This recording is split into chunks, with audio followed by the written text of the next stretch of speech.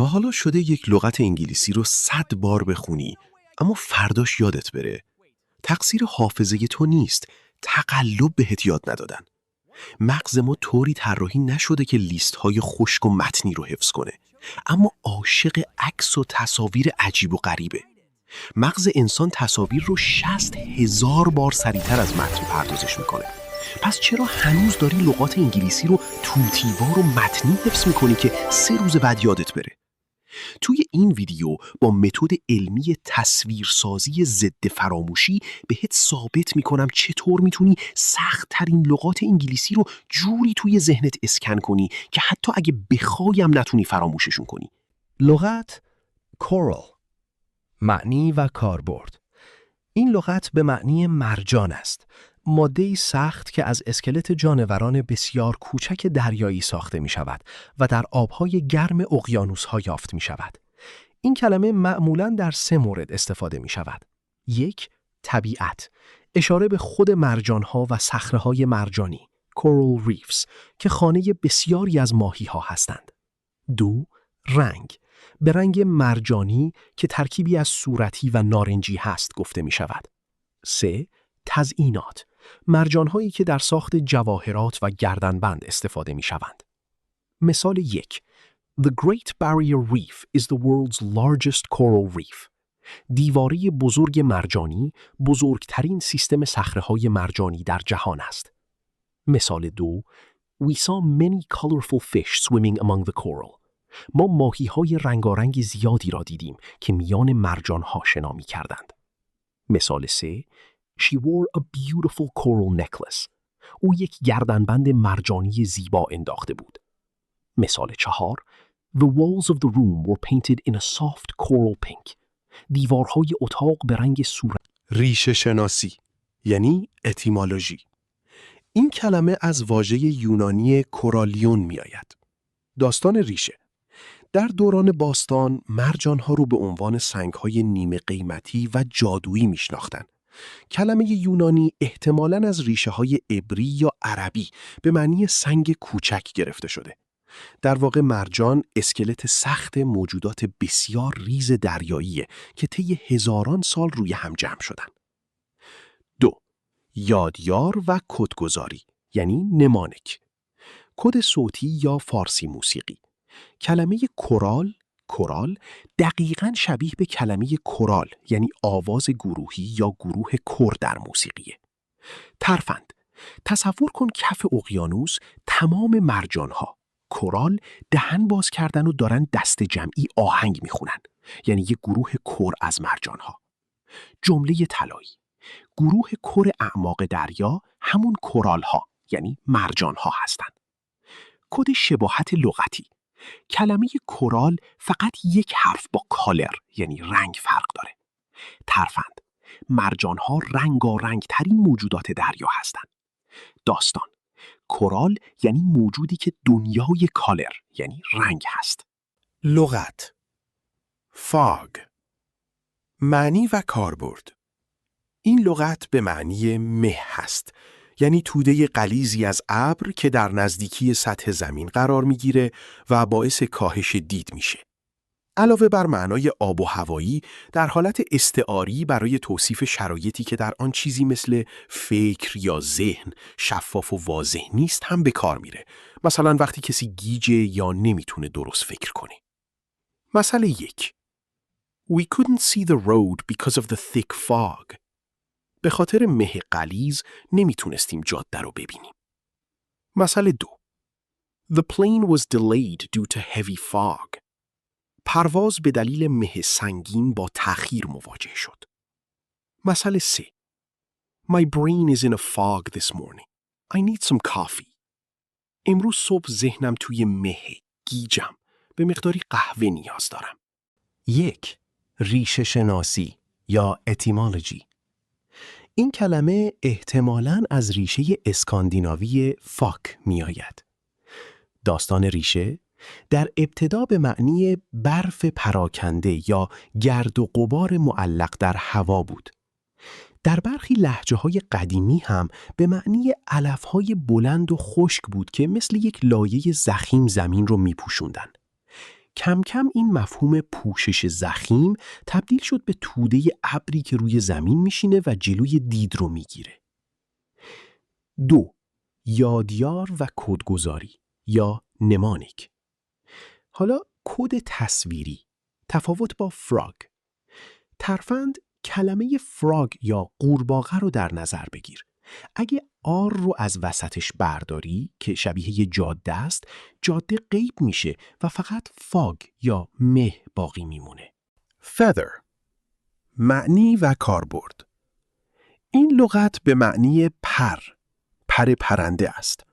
به پوشش نرم و سبکی که بدن پرندگان را میپوشاند گفته می شود. به دلیل وزن بسیار کمی که پر دارد، در زبان انگلیسی از این لغت به عنوان نمادی برای سبکی، مثل پر سبک بودن، زیاد استفاده می شود. همچنین در صنایع پوشاک، کاپشن پر و لوازم خواب، بالش پر، کاربرد دارد. مثال 1. I found a beautiful eagle feather in the park. من یک پر عقاب زیبا در پارک پیدا کردم. مثال 2. This new suitcase is as light as a feather. این چمدان جدید مثل پر سبک است. مثال 3 یا اصطلاح معروف. Birds of a feather flock together. کبوتر با کبوتر، باز با باز. آدم‌هایی که شبیه هم هستند با هم وقت می‌گذرانند. 1. ریشه شناسی یا etymology. این کلمه از ریشه هندو اروپایی پت می آید. داستان ریشه. این ریشه به معنی پرواز کردن یا سقوط کردن است. جالب است بدانید کلمه پن یعنی قلم هم با این لغت هم خانواده است. چون در قدیم از پر برای نوشتن استفاده می کردن. اصطلاحاً قلم پری. در واقع feather ابزاری است که برای پرواز یا پت ساخته شده. 2. یادیار و کدگذاری منیمانیک. کد صوتی فارسی فزرتی. تلفظ کلمه feather یعنی پر خیلی شبیه به واژه عامیانه فزرتی در فارسی است. ترفند وقتی میگوییم چیزی فزرتی است یعنی خیلی سبک، ضعیف و بی‌وزن است. داستان تصور کن یه پر یا فدر دستته که اینقدر فزرتیه که حتی وزن خودش رو هم نمیتونه تحمل کنه و با یه فوت کوچیک از دستت میپره.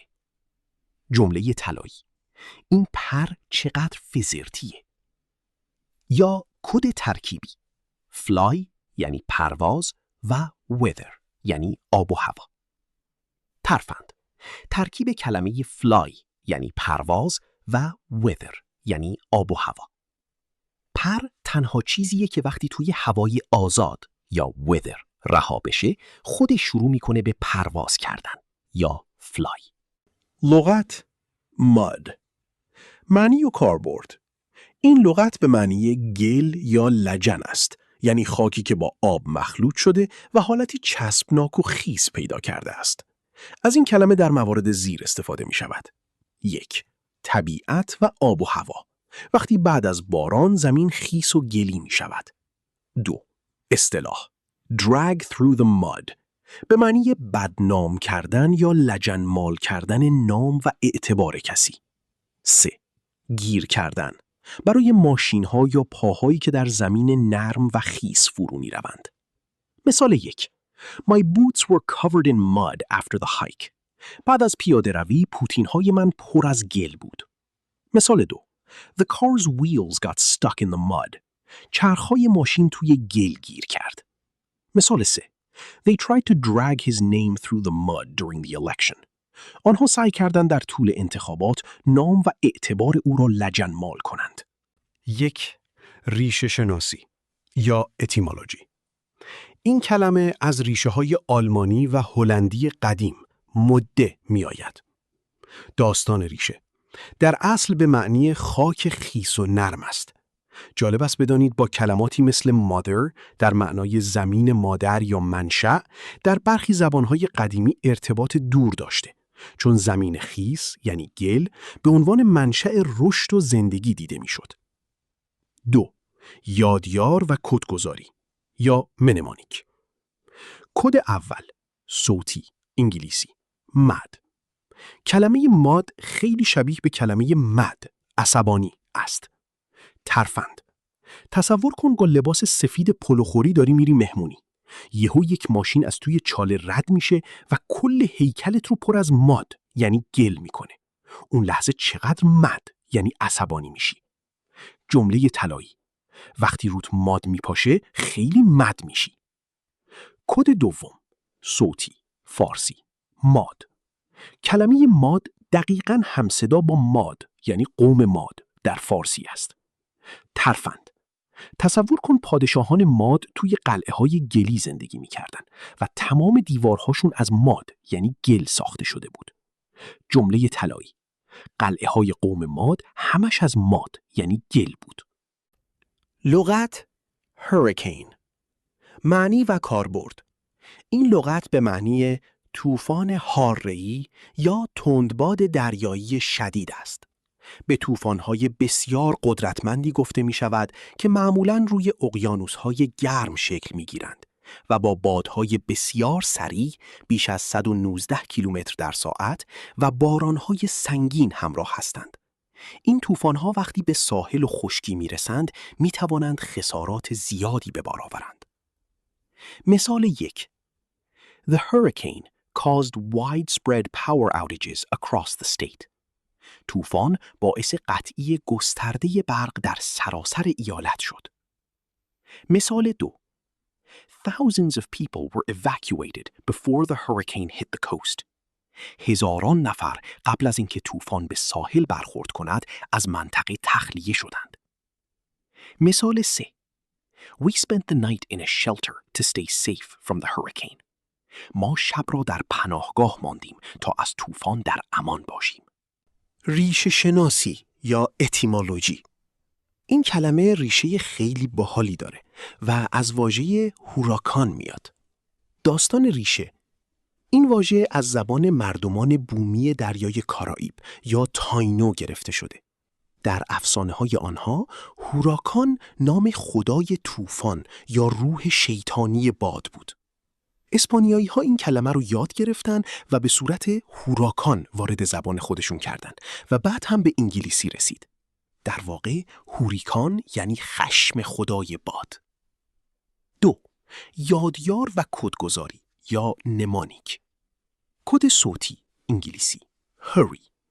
بخش اول کلمه یعنی hurry دقیقاً شبیه کلمه hurry یعنی عجله کردن است. ترفند. طوفان‌های هوریکین همیشه خیلی hurry یعنی عجله دارن. با سرعت وحشتناکی میتازن و همه چی رو سر راهشون جمع میکنن و میرن. جمله طلایی. این طوفان چقدر hurry یعنی عجله داره که بشه یه هوریکین. لغت flood. معنی و کاربرد. این لغت به معنی سیل یا طغیان آب است. هم به عنوان اسم سیل و هم به عنوان فعل سیل آمدن یا آب گرفتن به کار می رود. علاوه بر معنای فیزیکی در حالت انتزاعی هم کاربرد زیادی دارد. وقتی حجم بسیار زیادی از چیزی مثل ایمیل، خاطرات یا جمعیت به یک باره سرازیر شود از این کلمه استفاده می کنیم. مثال 1. The heavy rain caused a severe flood in the city. باران شدید باعث ایجاد سیل سنگینی در شهر شد. مثال 2. The river flooded the nearby villages. رودخانه طغیان کرد و روستاهای اطراف را آب گرفت. مثال 3. کاربرد انتزاعی.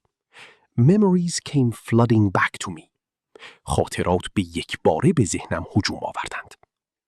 مثال 4. We received a flood of complaints about the new product. ما با سیل یا حجم عظیمی از شکایت‌ها درباره محصول جدید مواجه شدیم. 1. ریشه شناسی یعنی etymology. این کلمه از ریشه انگلیسی باستان flowed می آید که مستقیماً با فعل flow یعنی جریان داشتن هم خانواده است. داستان ریشه. ریشه هندو-اروپایی این کلمه پلو هست که به معنی جریان یافتن، شنا کردن یا پرواز کردن است. جالب است بدانید کلماتی مثل fly یعنی پرواز و float یعنی شناور ماندن همگی با flood هم ریشه هستند. در واقع سیل یعنی جریانی از آب که انقدر زیاد شده که همه چیز را شناور می کند. 2. یادیار و کدگذاری یعنی نیمانیک. کد تصویری یعنی انگلیسی فول. کلمه flood با FL شروع می شود. مثل اول کلمه فول یعنی پر. ترفند. وقتی سیل می آید همه جا فول یعنی پر از آب می شود. جمله طلایی. وقتی سیل یعنی flood می آید ظرفیت رودخانه فول یعنی پر می شود. لغت dirt. معنی و کاربرد. این لغت به معنی خاک، چرک، کثافت یا آلودگی است. وقتی چیزی کثیف شده یا خاکی شده، مثلا لباس یا دستها، از این کلمه استفاده می کنیم. همچنین در زبان عامیانه و غیر رسمی به اطلاعات رسوا کننده، شایعات مخرب یا آتو درباره کسی هم dirt می گویند. مثال 1. Get that dirt off your shirt. اون لکه کثافت یا خاک رو از روی پیراهنت پاک کن. مثال 2. The children were playing in the dirt. بچه ها داشتن توی خاک، توی باغچه بازی می کردند. مثال 3. The newspaper is always looking for dirt on famous people. روزنامه همیشه دنبال پیدا کردن آتو یا نقطه ضعف از آدم‌های مشهوره. 1. ریشه شناسی یا etymology. این کلمه از واژه انگلیسی باستان دریت یا ریشه اسکاندیناوی دریتر می آید. داستان ریشه. شاید باورت نشه ولی در ابتدا این کلمه به معنی مدفوع حیوان بود. با گذشت زمان معنیش ملایمتر شد و به گلولای، گرد و خاک و در نهایت به هر نوع کثافت یا خاک تبدیل شد. کلمه دریفت یعنی توده یا رانش هم از همین خانواده است. 2. یادیار و کدگذاری یا نیمانیک. کد صوتی، فارسی، دیرت. ترفند. تلفظ کلمه شبیه به دیرت است یعنی دیرت شد. داستان. مامانت بهت میگه دیرت شد. زودتر اون درت یعنی خاک یا کثافت رو از روی لباست پاک کن و برو. لغت پیک. معنی و کاربرد. این لغت چند تا معنی پرکاربرد داره که همه‌شون یه جورایی به بالاترین نقطه اشاره میکنن. 1. قله، یعنی همون نوک کوه یا بالاترین جای تپه. 2. اوج و بیشترین حد. وقتی یه فعالیت یا مقداری به بالاترین حدش میرسه از این کلمه استفاده میکنیم. مثلا اوج ترافیک یا اوج مصرف برق. 3. به اوج رسیدن، فعل. وقتی یه چیزی به بیشترین مقدار یا بهترین حالتش میرسه. مثال 1. 6 ساعت طول کشید تا اونا به قله کوه برسن. مثال 2. توی فصل شلوغی اوج توریستا قیمت‌ها خیلی بالاتر هستن. مثال 3. ترافیک بین ساعت 5 تا 7 عصر توی اوج خودش هست. مثال 4. اون ورزشکار وقتی مدال طلا رو برد توی اوج دوران کاریش بود. ریشه شناسی یعنی etymology. این کلمه با واژه پایک یعنی نیزه یا جسم نوک‌تیز هم خانواده است. در اصل به هر چیزی که نوک‌تیز بوده مثل قله کوه یا ابزار نوک‌تیز میگفتن پیک. کلمه پیک یعنی کلنگ هم از همین ریشه است چون با نوک تیزش زمین رو میکنه و به یک نقطه میرسه. 2.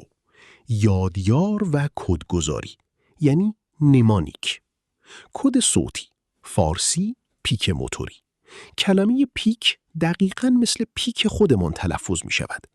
ترفند. تصور کن یک پیک موتوری خیلی زرنگ با موتورگازیش تا خود نوک قله یعنی پیک کوه رفته تا یه پیتزا رو به دست کوهنوردها برسونه. جمله طلایی. پیک موتوری رفت تا پیک کوه. کد صوتی، فارسی، پیک سلامتی. ترفند. یاد پیک زدن توی جشن‌ها بیفت. داستان. وقتی کسی به اوج یعنی پیک موفقیت یا اوج شهرت میرسه، بقیه به افتخارش پیک میزنن و جشن میگیرن. میشه لغات سخت رو حفظ کرد؟ حتما با کوبیدن دکمه لایک این انرژی رو به من برگردون تا جلسه بعدی یادگیری لغات رو برات مثل آب خوردن نگه دار. فعلا خداحافظ.